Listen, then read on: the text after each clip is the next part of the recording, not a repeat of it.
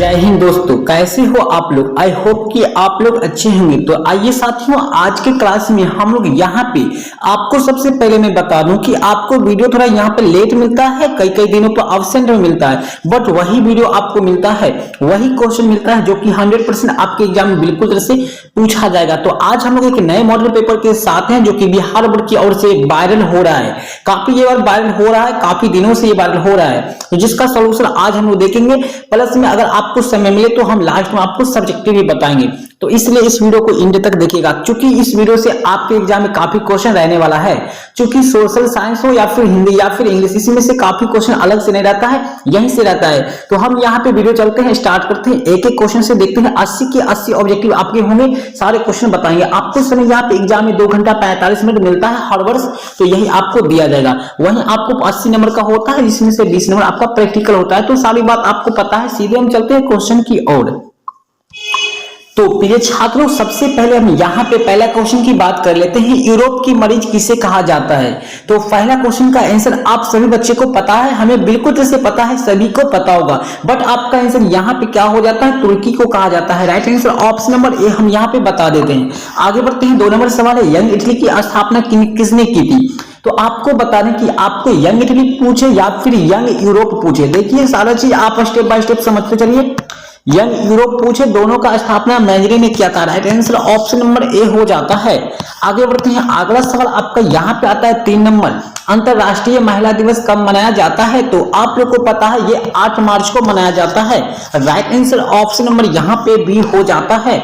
4 number सवाल कहता है अप्रैल थीसिस किसने लिखा था? तो अप्रैल थीसिस लेनिन ने लिखा था, जो बोल्शेविक क्रांति के नेता थे, और इनका मृत्यु 1924 में हुआ था। लेनिन का डेथ कब हुआ था? तो 1924 ईस्वी में हुआ था, याद रखिएगा, काफी इंपोर्टेंट क्वेश्चन है। 5 नंबर है, सोवियत संघ का विघटन कब हुआ था? सोवियत संघ का विघटन कब हुआ था?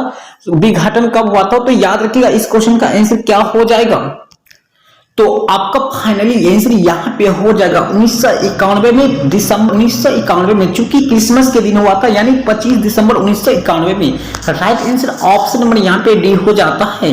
आगे बढ़ते हैं, अगला सवाल आपका 6 नंबर यहाँ पे आता है, अक्रोवाट में किस हिंदू देवता का मंदिर है? तो सबसे पहले आपको पता होना चाहिए ये मंदिर कहाँ है। ये मंदिर आपको कंबोडिया में है। यहाँ भगवान विष्णु का मंदिर है, यानी ये विष्णु भगवान का पूजा होता है। राइट आंसर ऑप्शन नंबर यहाँ पे डी हो जाता है, सॉरी यहाँ पे ए हो जाता है। 7वां सवाल है, गांधी जी को महात्मा की उपाधि किसने प्रदान किया था? तो आप सभी को पता है, रविंद्रनाथ टैगोर ने। आपको बता दें ये क्वेश्चन आपके मॉडल पेपर है, और इससे आपके बोर्ड एग्जाम में काफी क्वेश्चन मिलने की बात है, तो आपको सारे क्वेश्चन देख लेना है। पूर्ण स्वराज दिवस कब मनाया जाता है? तो 26 जनवरी 1930 को मनाया जाता है। राइट आंसर ऑप्शन नंबर यहाँ पे ऑप्शन नंबर यहाँ पर सी ए हो जाएगा। चलिए आगे बढ़ते हैं, अगला सवाल यहाँ पे हीराकुंड परियोजना कहाँ है? ये जो है महानंदी नदी पर है। राइट आंसर ऑप्शन नंबर यहाँ पर ए हो जाएगा। अगला सवाल यहाँ पे आपका 10 नंबर कहता है, गुरु गोविंद सिंह का जन्म किस नगर में हुआ था? तो बिहार के पटना में हुआ था। राइट आंसर ऑप्शन बी हो जाएगा। 11 नंबर सवाल है, ईस्ट इंडिया कंपनी भारत से अफीम का निर्यात किस देश को करता था? यानी किस देश को करती थी? तो ये चीन को देते थे, यानी चाइना को देते थे। पता है ईस्ट इंडिया कंपनी भारत कब आया था? दिसंबर 1600 ईस्वी में आया था, 31 दिसंबर 1600 ईस्वी में। चलिए 12 नंबर सवाल यहाँ पे कहता है, रूसो किस देश का दार्शनिक था? तो नाम से स्पष्ट है कि रूस, लेकिन गलत, आपका ये फ्रांस का दार्शनिक था। राइट आंसर ऑप्शन ए हो जाएगा। 13 नंबर सवाल यहाँ पे कहता है, निम्नलिखित में कौन नवीकरणीय संसाधन है? नवीकरणीय संसाधन जो कभी खत्म नहीं होने वाला है वो है आपका जल। Right answer option number C होगा। अब आप कहेंगे कि जल तो खत्म हो सकता है, बट नहीं होगा, ये आपका समुद्री पानी तो रह ही जाएगा। जमानगर तेल शोधक कारखाना किस राज्य में स्थित है? तो ये आपका कर्नाटक में है, अर्थात कर्नाटक, या फिर कर्नाटक ऑप्शन नहीं होगा तो आपको कानपुर ऑप्शन में देखने को मिल जाएगा। राइट आंसर ऑप्शन नंबर यहाँ पे नीचे में वो देख लेते हैं 14 का क्या है। तो आपका यहाँ पर देखिए वो सारी चीज नहीं है, तो आपको यहाँ पर आंसर क्या होगा? तो सबसे पहले हम यहाँ पे बात कर लेते हैं कहाँ हो जाएगा। तो आपको यहाँ पे बता दें, इसका राइट आंसर आपका गुजरात हो जाएगा। जमानगर तेल शोधक कारखाना कहाँ है? तो ये गुजरात में है। चलिए आगे बढ़ते हैं, हम लोग 15 नंबर सवाल देखते हैं। 15 नंबर सवाल है, तारापुर परमाणु विद्युत केंद्र कहाँ है? ये महाराष्ट्र में है, जिसका राजधानी मुंबई होता है। Right answer option number B हो जाएगा। 16 नंबर सवाल यहाँ पे कहता है, पर्यावरण संरक्षण हेतु पहला विश्व शिखर सम्मेलन कहाँ हुआ था? तो स्टॉकहोम में हुआ था। Right answer option number A हो जाएगा। 100% सही है, एक भी क्वेश्चन आपको गलत देखने को नहीं मिलेगा।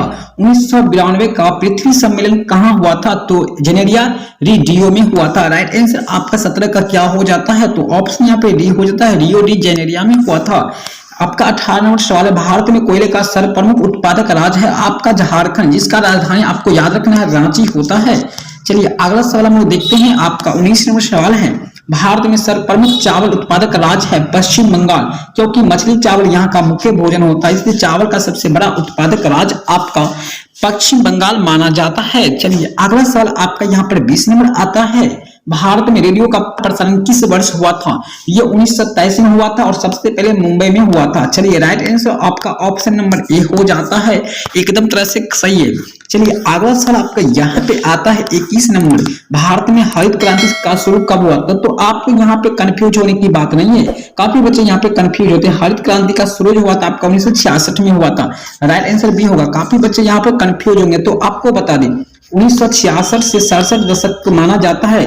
तो शुरुआत आपको कब हुआ था? तो आपको यहाँ पर 66 देना है, 67 देना है, 70 दशक में रहता है जब ऑप्शन ये नहीं रहेगा तो। लेकिन यहाँ पे फाइनली आंसर आपका आंसर बी हो जाता है, बिल्कुल जैसे करेक्ट है। 22 नंबर सवाल है, सूती कपड़ा उद्योग का कच्चा माल क्या है? तो सबसे पहले आपको समझा दें कच्चा माल का मतलब क्या होता है।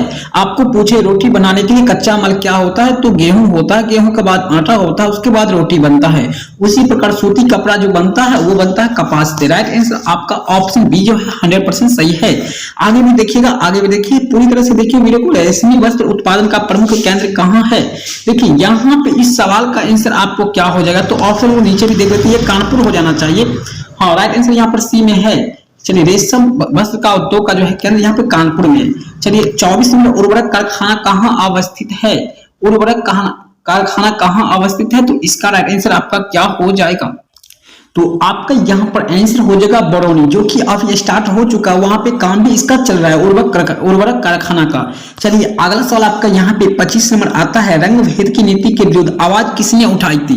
तो इसमें आपको ऑप्शन यहाँ पे बिल्कुल तरह से नहीं है। दक्षिण अफ्रीका के राष्ट्रपति बने थे नेल्सन मंडेला, जिन्होंने ही सबसे पहले इस पे आवाज उठाया था। नेल्सन मंडेला जो कि बिल्कुल तरह से काला थे, नेल्सन मंडेला, याद रखिएगा। आपका आंसर ये हो जाएगा, ऑप्शन में यहाँ पे नहीं दिया गया है। चलिए अगला सवाल आपका है यहाँ पे 26 नंबर सवाल है, धर्म को समुदाय का मुख्य आधार मानने वाले व्यक्ति को सांप्रदायिक बोला जाता है। Right answer option number B जो है 100% सही है। 27 नंबर सवाल आपके सामने यहाँ पे निकल के आ रहा है, भारत में राष्ट्रीय महिला आयोग अधिनियम कब बना था? बहुत ही अच्छा क्वेश्चन है, भारत में राष्ट्रीय महिला आयोग अधिनियम कब बना था? तो यहाँ पे कहाँ है? तो आपका राइट आंसर हो जाएगा 1990 में बना था। राइट आंसर ऑप्शन नंबर यहाँ पर डी जो होता है 100% सही होता है। 28 नंबर सवाल है, भारत में संविधान सभा का गठन कब हुआ था? तो आपको यहाँ पर राइट आंसर हो जाएगा 1946 में। राइट आंसर आपका 19 नंबर का ए ऑप्शन हो जाएगा 1946 में, मई 1946 में बना था, बट ये लागू हुआ था 1950 में। ये बात भी आपको याद रखना है। चलिए आगे बढ़ते हैं, अगला सवाल आपका आता है 29 नंबर, तेलंगाना राज्य का गठन कब हुआ था? तो आपको यहाँ पर रखना होगा 2 जुलाई 2014 में हुआ था। राइट आंसर आपका ऑप्शन नंबर यहाँ पर क्या होता है? तो हम लोग नीचे देखते हैं 2 जून, सॉरी यहाँ पे जून होगा, जुलाई नहीं, 2 जून 2014 में। राइट आंसर ऑप्शन नंबर यहाँ पर ए जो होता है बिल्कुल तरह से करेक्ट होता है। चलिए आगे आपका 30 नंबर सवाल है, चिपको आंदोलन की शुरुआत किस राज्य से हुई थी? तो आपको बता दें ये उत्तराखंड से शुरू हुआ था। जिस समय शुरू हुआ था उस समय वो यूपी में पड़ता था, लेकिन अब वो क्षेत्र उत्तराखंड में पड़ने लगा है। राइट आंसर आपका सी हो जाएगा। चलिए 31 नंबर सवाल, लोकतंत्र का प्राण किसे कहा गया है? राजनीतिक दल को लोकतंत्र का प्राण कहा गया है। कंफ्यूज मत रहिएगा, डाउट में मत रहिएगा, 100% मैं आपको बता रहा हूँ, बिल्कुल विश्वास के साथ एकदम सही है। चलिए 32 नंबर सवाल, निम्नलिखित में से कौन एक राष्ट्रीय दल है? तो राष्ट्रीय दल कौन सा है? तो एक आपको याद रखना होगा भाजपा। चलिए आपका आंसर हो जाएगा यहाँ पे भाजपा हो जाएगा, जो ऑप्शन अब जिसमें भी हो, ऑप्शन ए बी सी जिसमें भी हो, आपका आंसर सी में है। तो भारत का राष्ट्रीय दल जो है यहाँ पे भारतीय जनता पार्टी है। चलिए 33 नंबर सवाल आपको कहता है, भारत में लोकतंत्र की क्या चुनौती है? तो लोकतंत्र का इनमें से सभी चुनौती है, आतंकवाद, जातिवाद, परिवारवाद, ये सभी चुनौती है। चलिए 34वां सवाल है, किसने कहा लोकतंत्र जनता का, जनता के द्वारा जनता के लिए शासन है? अब्राहम लिंकन ने कहा था। राइट आंसर सी हो जाएगा। हम आपका काफी समय नहीं लेंगे, आपको 100% यहाँ से देखते जाना है, सारे क्वेश्चन आपको कंप्लीट हो जाएगा।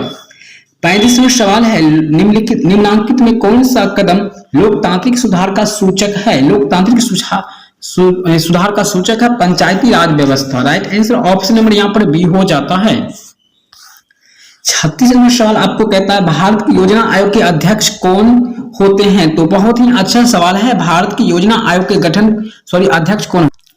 तो आपका यहाँ पर आंसर हो जाएगा, भारत की योजना आयोग के अध्यक्ष होते हैं प्रधानमंत्री। यदि आपसे क्वेश्चन पूछा जाए कि अभी आपको बता दीजिए कि योजना आयोग के अध्यक्ष कौन है, तो आपको सिंपली जवाब देना है नरेंद्र मोदी जी, यानी मोदी जी अभी जो है आयोग के अध्यक्ष, मतलब योजना आयोग के अध्यक्ष है। चलिए 37वां सवाल है, भारत में प्रथम पंचवर्षीय योजना की शुरुआत आजाद यहाँ पर 1991 में हुआ था, यानी आपको जब यहाँ पे संविधान लागू हुआ था उसके 1 वर्ष बाद, यानी 1991 में हुआ था।